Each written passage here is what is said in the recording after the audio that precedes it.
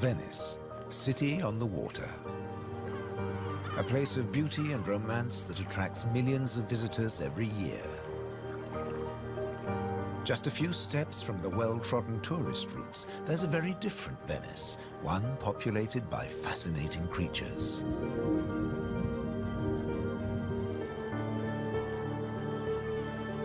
This film explores a Venice that few people ever see, a city that has a surprising double life.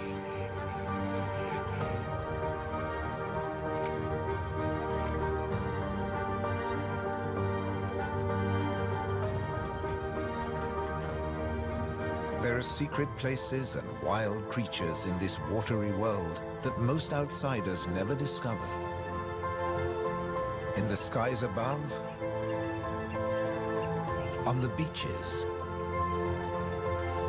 and in the canals are the true Venetians that live in every hidden corner of the city and the lagoon.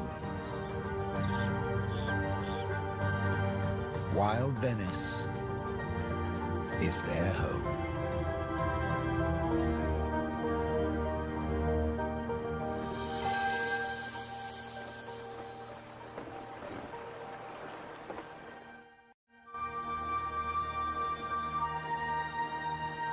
The city of Venice is built on sand, in a lagoon between the sea and the land. First formed from river sediments, man has since created an ecosystem as fragile as Murano glass.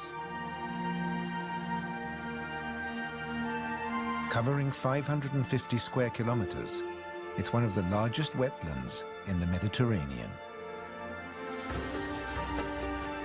Flamingos arrived at these Venetian waters quite recently. They crisscross the Mediterranean from North Africa to France's Camargue, to Sardinia, Tuscany, and now Venice.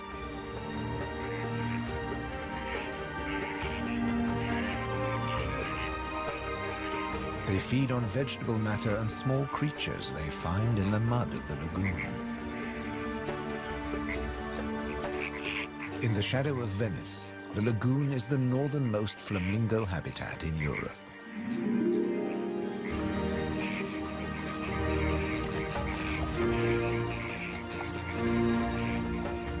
They're here now, but in a few weeks, many will move off again to find richer pickings.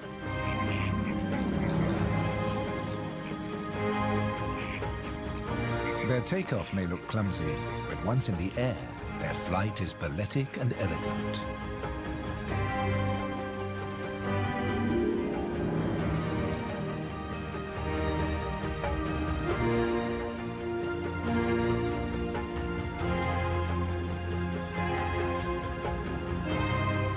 And before too long, they'll return to the safety of this lagoon, tucked between the sea, the city, and the Alps.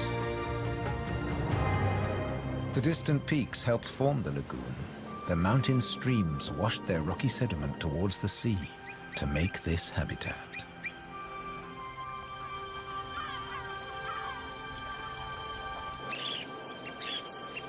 Some of the lagoon's other birds are ready to leave. Dunlin, small waders, fed well in the rich mud. They rest on the wooden piles that support the whole of Venice.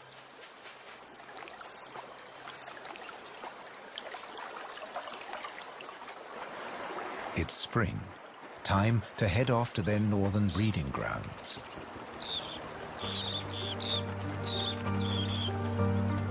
But the cormorants won't be lonely this summer. As the Dunlin fly away, other birds are flocking in.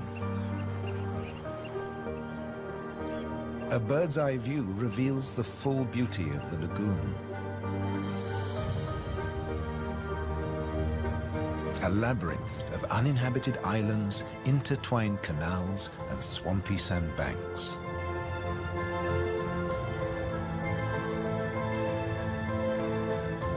These marshy wetlands are known as the Barene. To survive here, plants need to like salt water and flooding. Natural arteries called gabi meander through the brackish gardens, keeping the lagoon alive. The same waters flow through the city. The curving streams between the islands became the magical canals of Venice.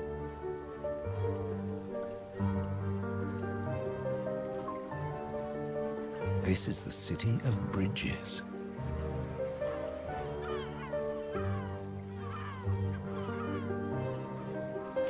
Visitors are mesmerized by the romance of the canals and the ancient architecture, and often miss the smaller, wilder sights around them.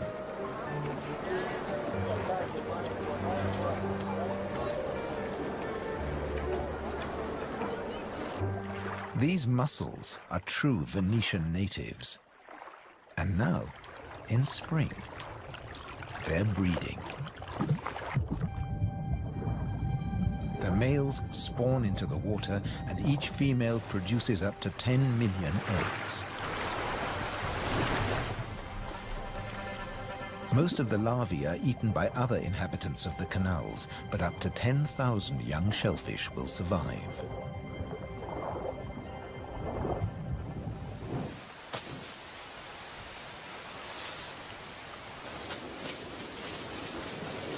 Just beyond the city, colonies of birds are breeding too. But a hazard of urban nesting is constant disturbance.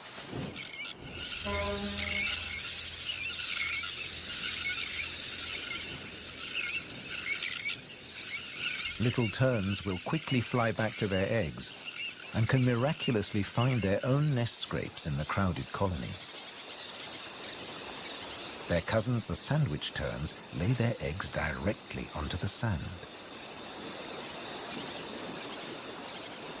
If the terns are disturbed, they have little time for incubating their eggs.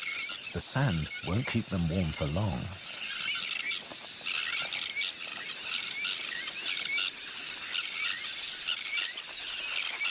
And left out in the open, they could be an easy target for predators.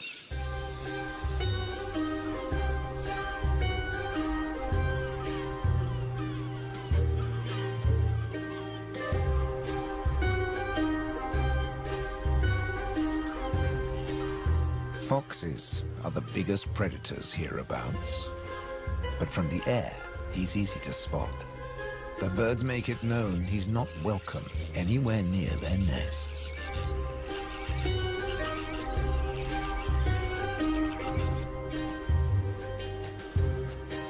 Foxes would rather not get their feet wet.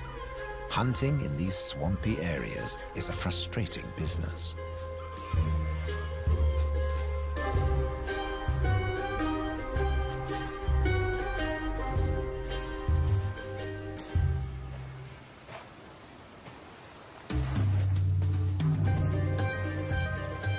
The grand leap disturbed another nesting bird.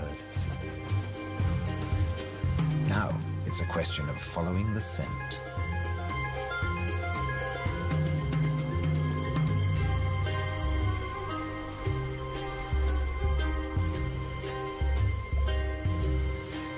A welcome snack.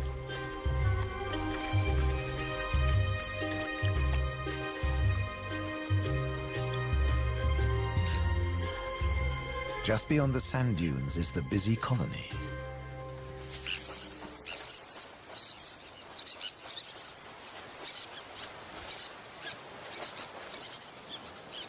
In this mixed neighborhood, a pied avocet is brooding next to the sandwich terns.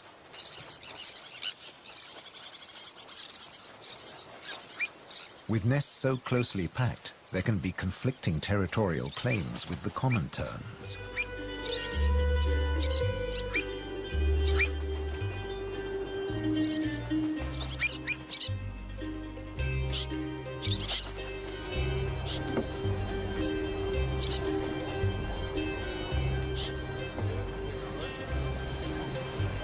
But the avocet stands his ground.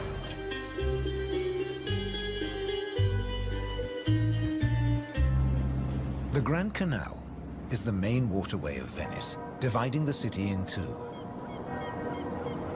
It follows the course of the ancient river Brenta that runs from the Alps all the way into the lagoon. It offers a journey through architectural history starting in the 13th century.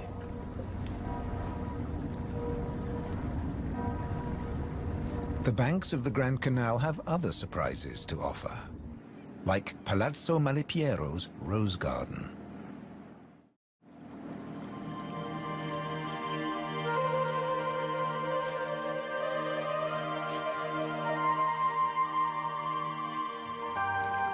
Nestled between the buildings is a hidden paradise.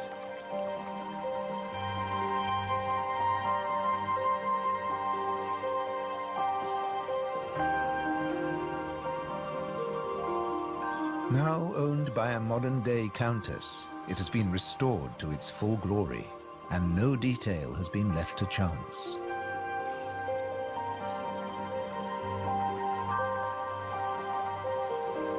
With the luxury of space in a city whose every square centimeter is exploited for maximum profit, it's also a sanctuary for many small animals.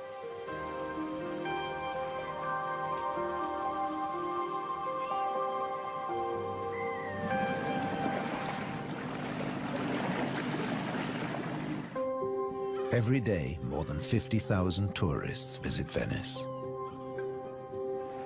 When the sun begins to set, the city's waterways empty. Venice belongs to the wild Venetians.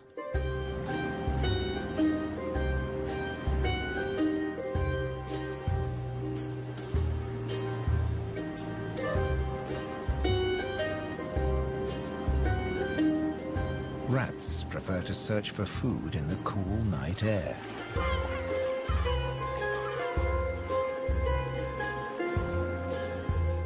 But they're not alone.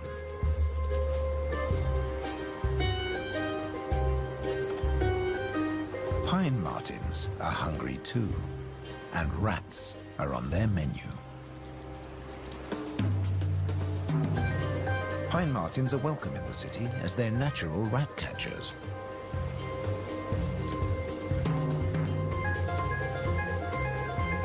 Agile with a keen sense of smell, they can find and follow any rat.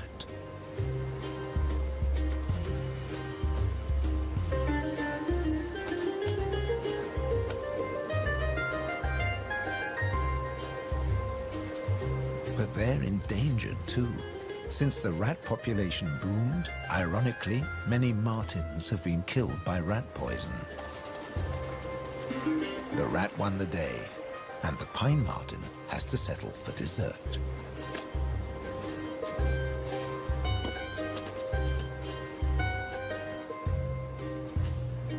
Not such a sacrifice, as pine martens are omnivores. Both meat and veg are on their menu. And sometimes the vegetarian meal is an easier option.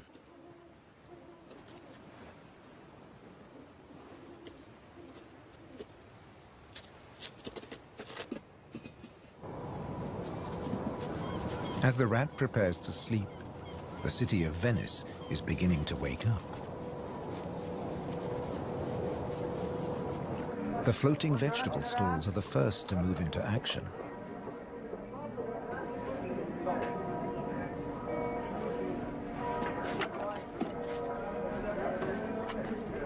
Soon these silent waterways will become busy highways again. In the 18th century, over 8,000 gondolas navigated the Venice canals. Now, there are only about 400 left. Life in Venice may be moving with the times. But one thing never changes. It dictates the daily rhythms of the city and the lagoon. Twice a day, the tide rises and falls as seawater washes in and out of the lagoon.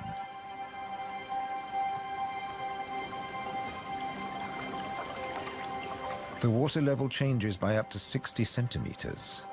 Smooth lakes disappear into swampy wetlands, only to return hours later.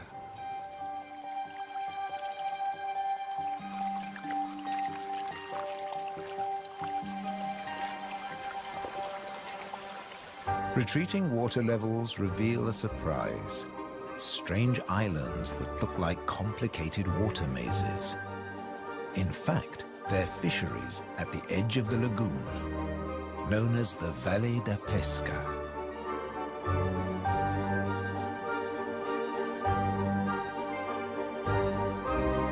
They've been worked by the same families for generations, using a simple but ingenious method.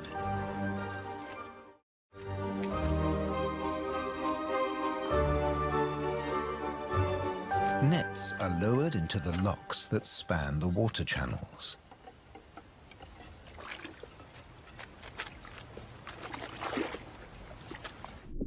In the springtime, the locks bar the way to the young fish that stream into the lagoon to feed.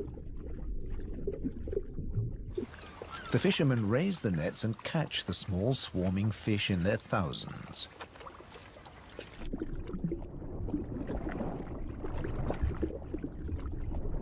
It's easy to scoop them out, but these fish are not for eating.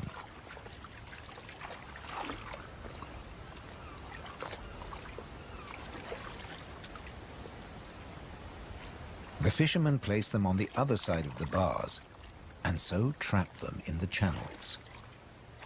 Here, the spring fish are held under perfect conditions until they grow big enough to harvest.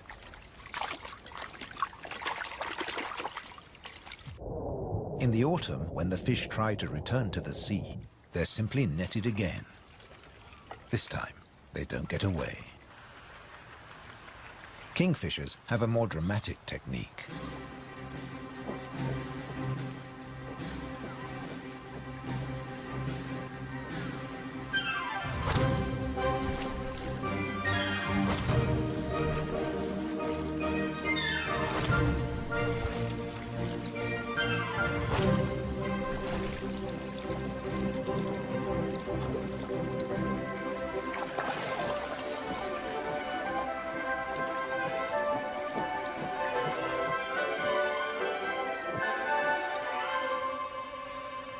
They catch up to 20 fish a day, but need even more if they have nests with hungry growing chicks.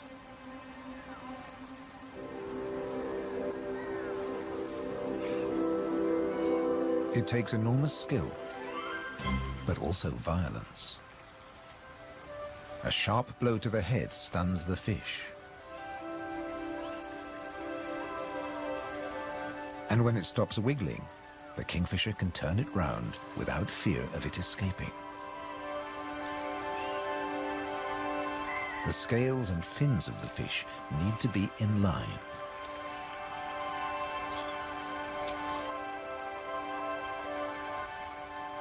Now it's ready to swallow.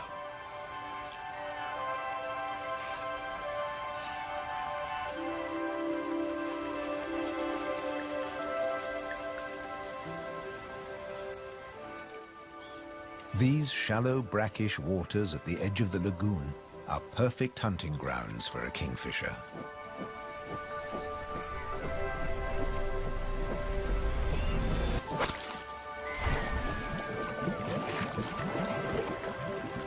But not every dive is successful. They'll snatch the odd insect in the air, but 95% of the kingfisher's catch must be made underwater. The cormorant has an easier life, as does the little egret. And some don't even get their feathers wet while hunting. There are plenty of fish in the lagoon, but they're not only found in the wetlands. These waters flow through the city too. And there are fish to be caught in the canals. Beneath the bustling jetties of the famous vaporettos or water taxis, wildlife flourishes. Even here, the little egret can fish where the water is deeper and turbulent. It's not easy to keep an eye on a moving target from a moving base.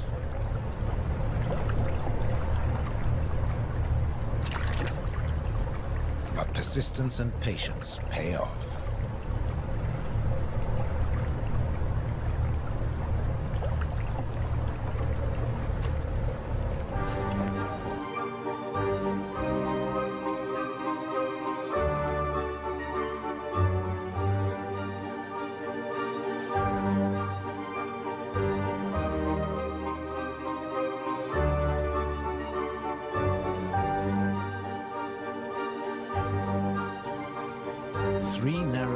outlets connect the lagoon to the sea. They're known as bocche, the Italian word for mouth. In spring, the fish travel into the lagoon because it's shallow, warm, and full of food. And in the autumn, they travel back out to the Adriatic Sea. The lagoon's fishermen understand the rhythms of the sea. But there was one phenomenon that remained a mystery for many years. When they cast their nets into the rich fishing grounds, they were torn to shreds.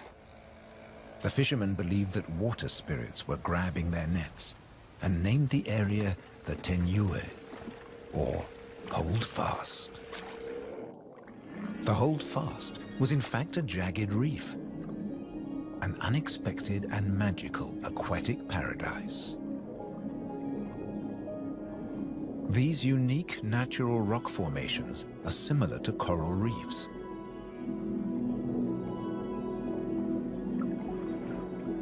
They're home to all kinds of remarkable creatures.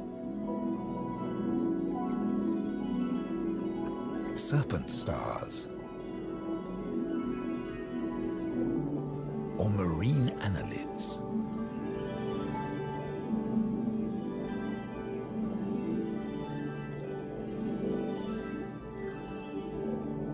This precious area is now protected. Fishing is forbidden, diving strictly regulated.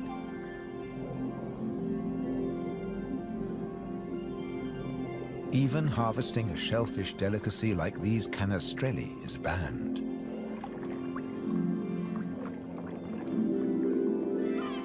The city of Venice is lucky to have rich fishing grounds on its doorstep. The catch is seasonal, and in spring, the fish are small.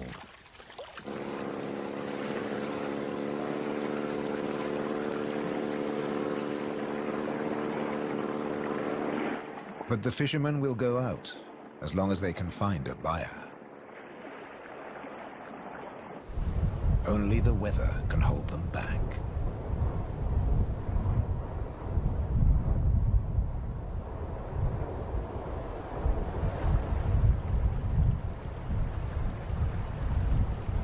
City and wetlands are both at the mercy of the elements. A storm is heading towards the lagoon. When rain-bearing clouds build up against the southern face of the Alps, and when warm southerly winds whip up the sea, water is driven into the lagoon, flooding the city and engulfing the swampland. This extreme high tide is known as aqua alta, and can be disastrous for ground-nesting birds.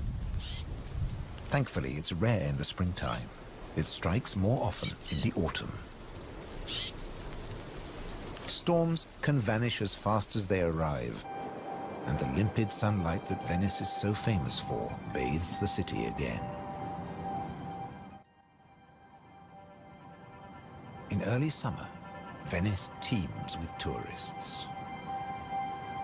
The Bridge of Sighs is a popular attraction, but few visitors realize that real Venetian life is happening just a short distance away. In the Giardini, a spacious and peaceful city park, there are some surprising residents.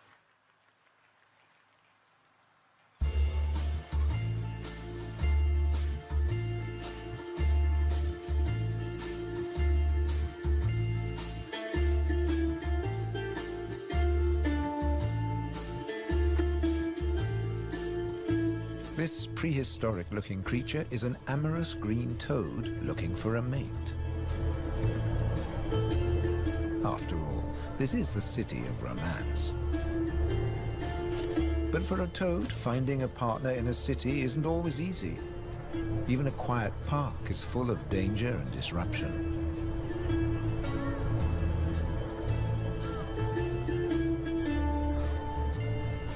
On the plus side, few of the park's visitors notice the presence of the toad, as it blends in so well with its surroundings.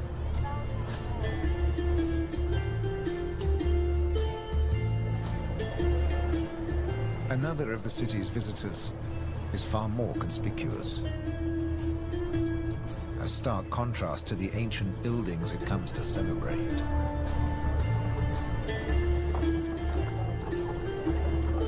and a danger to the fragile city. The toad at last finds a more secluded waterside spot. Soft light, gentle fountains, the perfect place to mate. Venice is full of secret places hidden away from the main tourist routes. A traditional gondola repair shop nestles between the city's Zattere and Dorsoduro districts.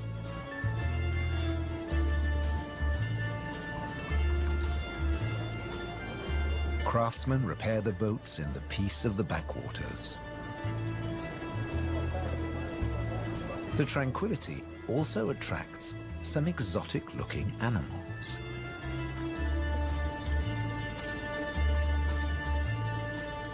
Geckos are not native to Venice, but they've settled in well here. During the day, they'll sun themselves on warm stone.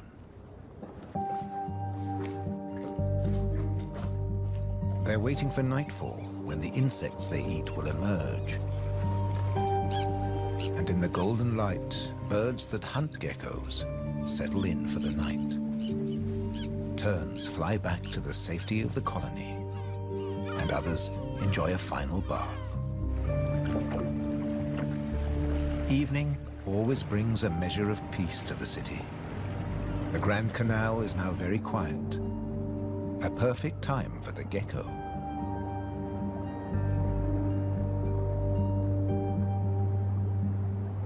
Geckos have evolved specially adapted feet that make them excellent climbers. Their toes are covered in millions of tiny branched flaps with incredible adhesive power, so they can grip and climb the smoothest surfaces, even glass. The city is empty now. The Grand Canal is deserted.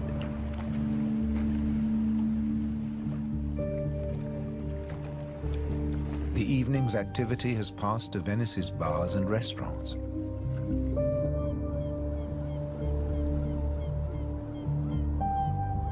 By the time the tourists are safely tucked up in their beds, the city is like a ghost town.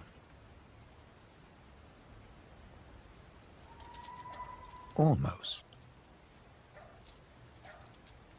A rat has ventured out to make the most of any scraps left behind.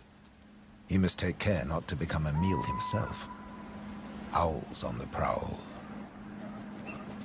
One little owl is distracted by bright lights. There's nothing here but fruit. No good for the owl.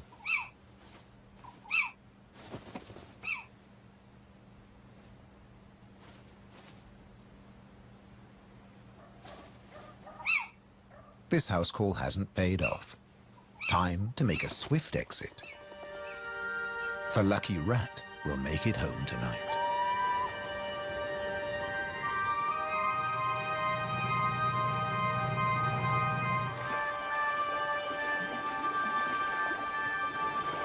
Cormorants bask in the morning sun.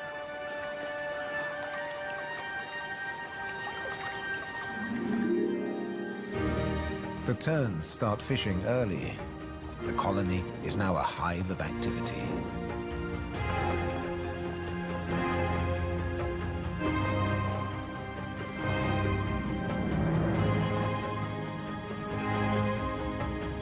The first chicks have hatched. Exhausted from the effort of breaking out of the egg.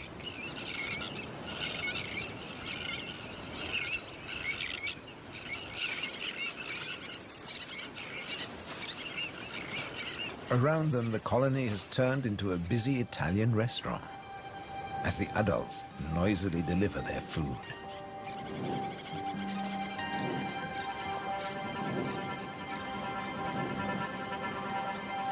The chicks blend in well with the sand.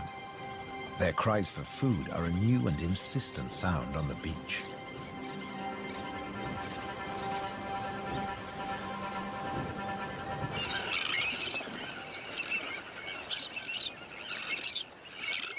Their calls are echoed by the adults, who do nothing else but feed these demanding youngsters.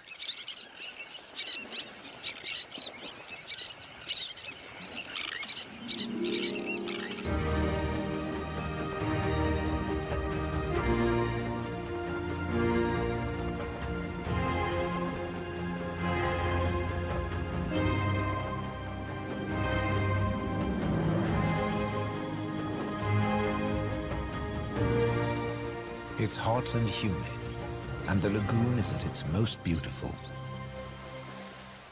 The hot summer months are the quietest for the fishermen. They take advantage of this time to mend their nets. They work and even sleep here, with spectacular views of the surrounding wildlife.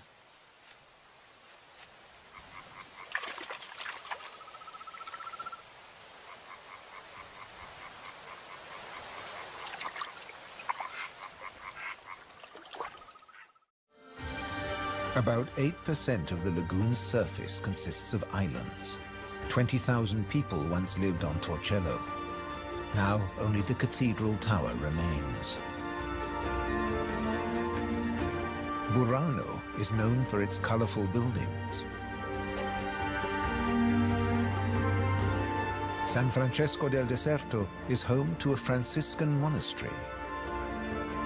The island of Madonna del Monte is being swallowed by the lagoon, but the ruins of its monastery still stand proud.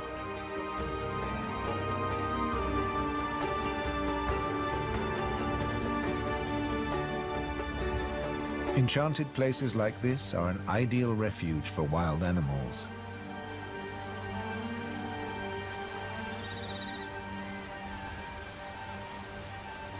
And the island's ancient monastery has some new inhabitants.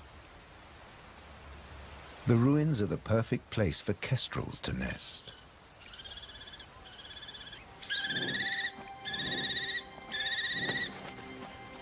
The hungry chicks are nearly as big as the adults and almost ready to fledge.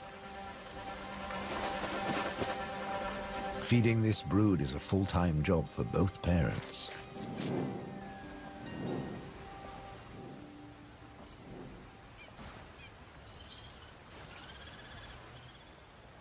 Finally, curiosity gets the better of the young birds and they start to emerge from their hiding place.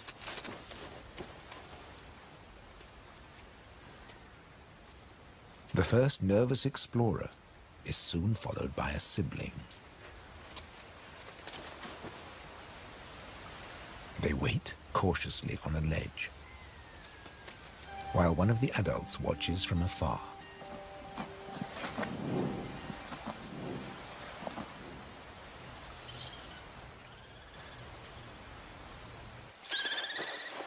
Their mother returns with food, and the young kestrels jostle to get to the front of the queue.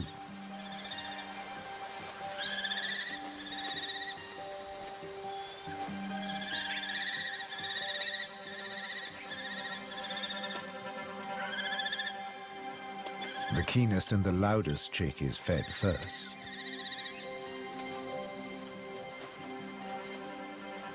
Soon the food parcels will stop.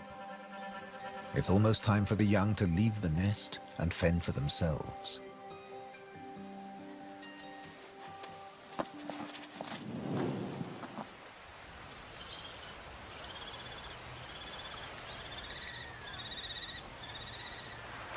Not all of the lagoon is quite so peaceful.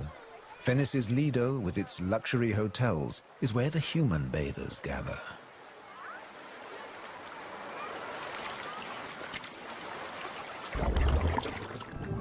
But even here, you can find wild beauty and tranquility.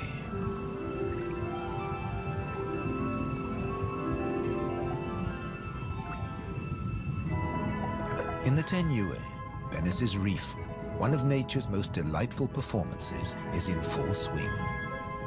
The squid's mating dance. The pair move together like synchronized swimmers as waves of rainbow colors pulse along their bodies.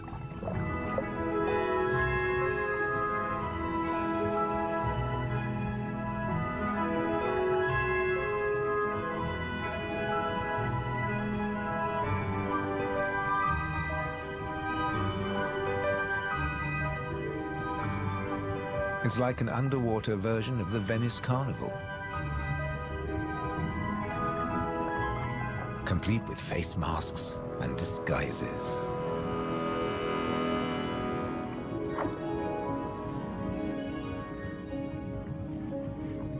Decorator crabs change their shape by attaching sponges and algae to their bodies.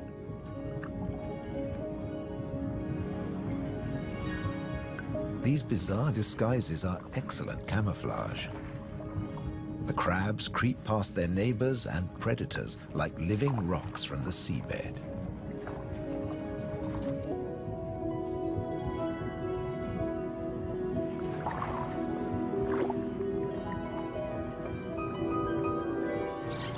The tern colony just beyond the city is flourishing. The chicks have fed well and are strong and healthy.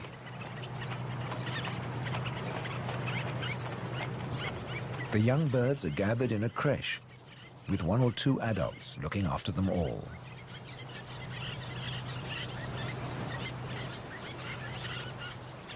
Today's lesson is elementary flight. But the teacher's demonstration is over in a flash.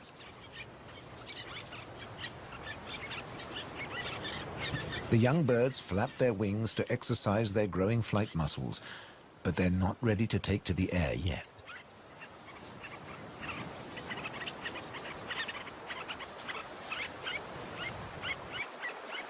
Before long, they'll be flying as well as their parents.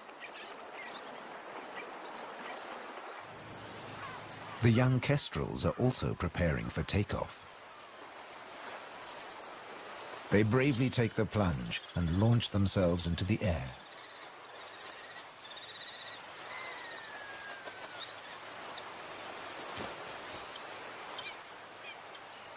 Dropping from a height makes their first flights easier. Once in the air, they're in their element and can glide and flap back to safety.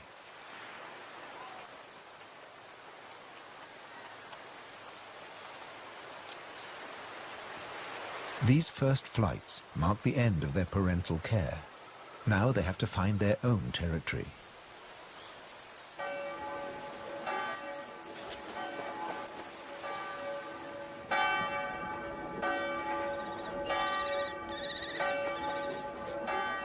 One of the kestrels has made its way to the nearby island of Burano. It's unlike the remote nest site, but it still has everything the kestrel needs. Just like the ruins, the brightly colored walls offer protection. These birds are welcome visitors, and the people here seem happy to have a kestrel watching over them.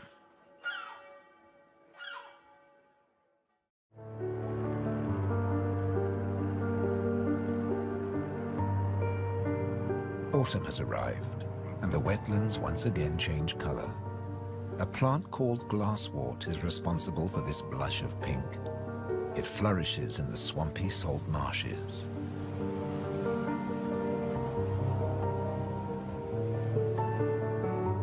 The first autumn mists mark the end of summer. The bright, humid days give way to cooler, grayer hues. The sea and the sky seem to merge into each other. Now in September, the sea is generally calm. But from the autumn equinox, there are high tides. And sometimes, Venice floods.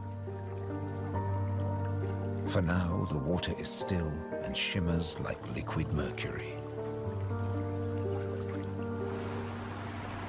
When the temperature drops, the beaches are finally too cold for tourists.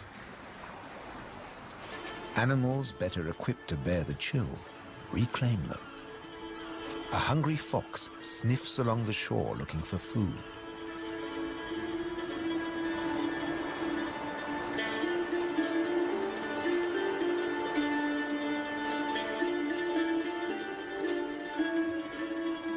The fox has an excellent sense of smell and can see well in the twilight. It has picked up a strange scent. Something smells good to eat. But quite where this food is hidden is a mystery.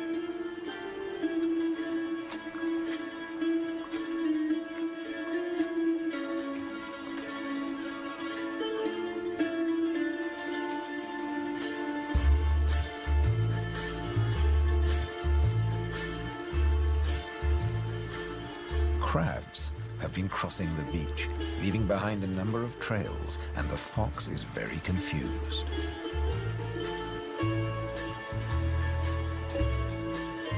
Finally, it follows its nose and comes face to face with a crab.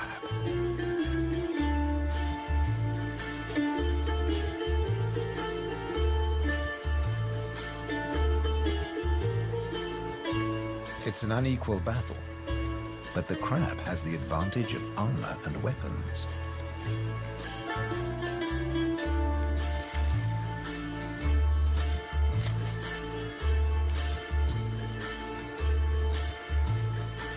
This meal is more trouble than it's worth.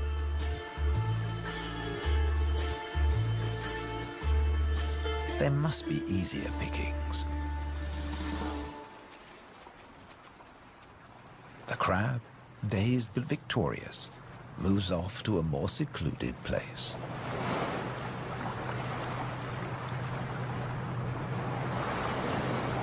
More crabs congregate on the shoreline looking out to sea.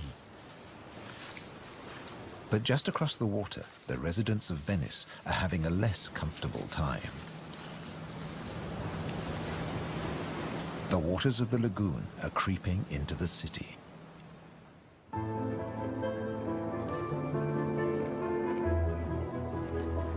The autumn tides are getting higher, and water is seeping up through every available crack in the stones. The threat of acqua alta, the extreme high tide, is increasing every day. A combination of rising tides and the Scirocco winds cause this extreme event, and the rain just adds to it. Much of the city is only just above sea level, so there's very little to stop the floodwaters. This may look like a swimming pool, but it is in fact St. Mark's Square. Fortunately, this only lasts a few hours. Soft winter fog wraps the landscape like a blanket and brings the year to a close for Venice and its beautiful lagoon. The visitors have marveled at its sights, but many have missed the most fascinating wonders of all, the wild side of Venice. The city is empty now, but visiting season for the lagoon never ends. As one creature leaves, another takes its place.